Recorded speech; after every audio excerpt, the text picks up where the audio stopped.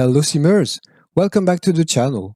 So the 737 has been released, as you probably know already, on Xbox a few days ago, and now it's time to give it a review and a verdict on how good I found this new and very expensive add-on.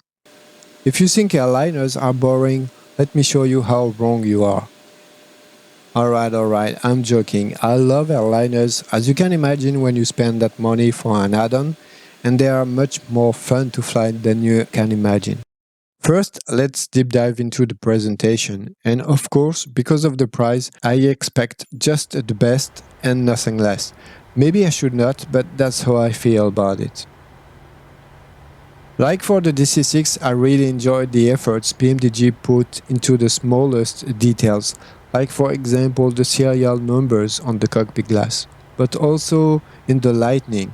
I think it's really what stands out compared to other airliners for me. Even the light emanating from the smallest button is very well rendered and looks very realistic. It's just beautiful. The textures are good, but I'm not as impressed as for the DC-6, for example. But of course, here we have a lot of options that we can add in the cockpit, like the various shades, the head-up display, and you can even change the MCP, for example. There is an issue regarding the EFIS panels, which have flickering textures, and according to PMDG support team, it can be linked to the AMD CPU of the Xbox, and they are looking into it, so it should be fixed soon. So let's begin by saying that there is a cabin. It might sound obvious for some, but guys, the default aircraft have no cabin, whether it's the A310, which don't even have Windows views, which is extremely annoying when you want to make nice videos of your flights, and the A320, the 747 and the Dreamliner have no cabin also. But of course, we are talking about free aircraft, and we know from Aerosoft boss regarding the development of the A330 that the cabin takes a lot of time to make, which translates into a lot of money. And here the cabins, because we have three variants. One is the full economy cabin, the second has a first class and economy, and the third one is the BBG one, which is the business jet, and they are all very well made. Except that there is no toilet. Guys, what's happening during a 10 hours flight? I guess that's why PMDG put so much assistant truck options to clean the plane. Joke aside, it's really a big question for me. Do we really need a cabin? What is the cost of a cabin regarding the performance on Xbox with limited memory? If someday a developer is watching this video, please let us know in the comments. And let's jump outside of the plane. Of course, don't do this in real life, okay? And don't open exit door on the plane while it's still flying. And let's not beat around the bush. Yeah, I love learning new English expression. Feel free to put some in the comments. By saying that I'm just very impressed by the quality of the exterior model, the quality of the textures and the details.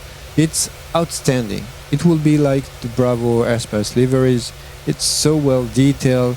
There's not much I can say, guys. The three default liveries are fantastic, and I can't wait to see the livery pack coming.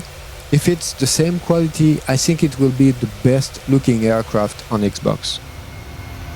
Regarding now the sound package, here again I think it's almost perfect. All the clicks and the switches are so good. I really like also the copilot and the engines. Mamma mia, it feels powerful, it sounds fantastic.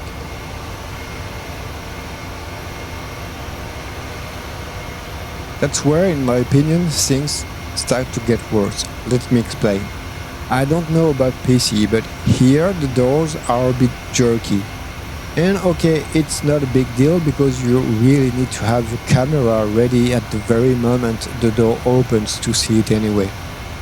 But if we look at the wing flex, and that's something I'm doing quite often because everyone is watching by the cabin window like you would do in real life to look at the wing and the scenery. and it's not the smoothest in the small movement.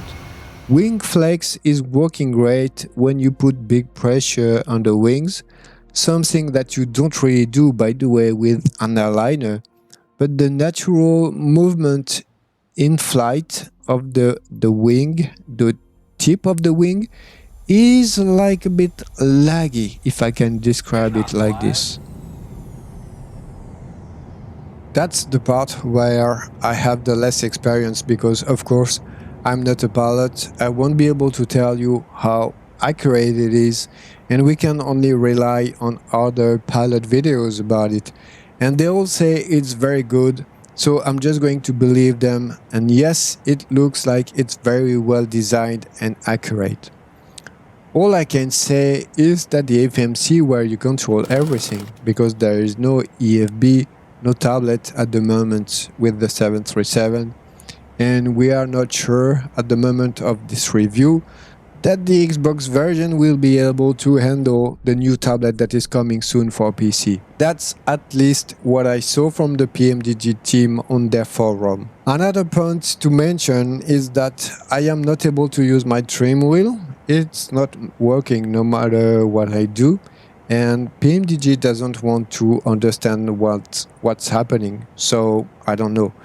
But actually you can take off just fine without touching it, so I guess it's good. Then let's talk about my biggest problem, and maybe it's just me and I didn't figure how to do it, so please if I'm wrong, just let me know in the comment and ignore completely this chapter I'm going to speak about. I don't understand why there is not an automatic state in the 737. Let me explain. You can take any plane on Microsoft Flight Simulator. If you choose to load at a gate, the aircraft will be cold and dark. If you choose to load on a runway ready for takeoff, then the aircraft will be ready for takeoff. If you choose to load in the sky, you get it.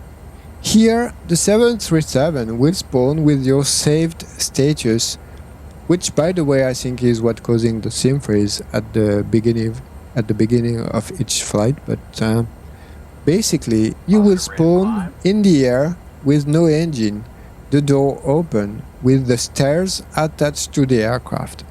Come on, that's not possible. Find something and do what works like any other add-on aircraft in the sim, please. It's a nice option to be able to choose your starting state, but personally I prefer that the plane just adapt to the situation I've chosen on the world map without having to think about it each time. Weirdly, I found it quite easy to get your hands on.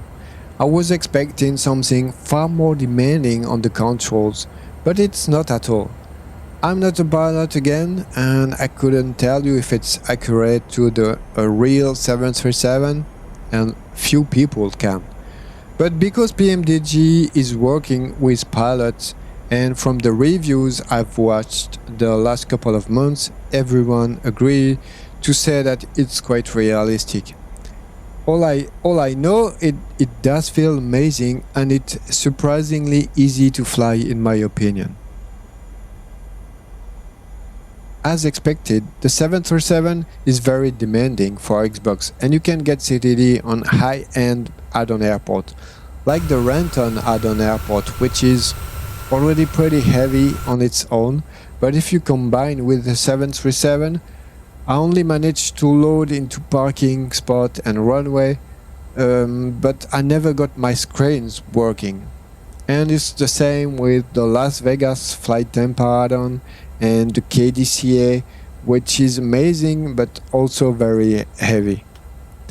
Other than that, it's very impressive to see that this plane works so well, considering all the systems, all the details, and the limited memory of the Xbox. And look at this screenshot, guys. It's just an Xbox Series X for $500, and this plane works and looks incredible. There's always some snobbish PC simmer that are trashing on the Xbox. Why would you want me to spend 4000 on a PC when I got my 65-inch 4K screen that is working just perfectly fine for me. I know there is always better, and when you look at some channel like our friend Practically Geek, who's making amazing cinematic video on the sim, yes, it's almost photorealistic, but I'm good on Xbox, guys, and next year we will have a more powerful one. Alright, back to PMDG. So just be aware that there is some big add-on airport that you will need to avoid, unfortunately. And then I need to mention also the sim freeze you get at each start of a new flight. It's a bit like the ATR, but way longer, and sometimes ISO 20 seconds. So is this study level complex, true to life, whatever you call it, yet highly anticipated aircraft worth spending that much money after all? The feeling, the immersion that the 737 gives you is really on top of everything I've seen so far. So yes, it's definitely a very good aircraft in Flight Simulator, but very good doesn't mean perfect. From my experience in Flight Simulator now, after hundreds of hours flying a lot of various aircraft, I can definitely say that you will have already a lot of fun with the default aircraft, or with the ATR more recently, which is more than 3 times less expensive. If you are part of the simmers that always want more and you are able to afford it, yes, this PMDG 737 is giving you a lot more, and you won't regret it, that's for sure.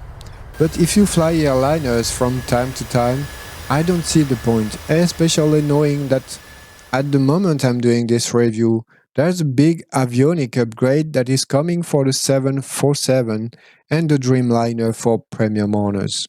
And that's it for me, guys. Thanks a lot for watching and all your support. See you soon. Bye bye.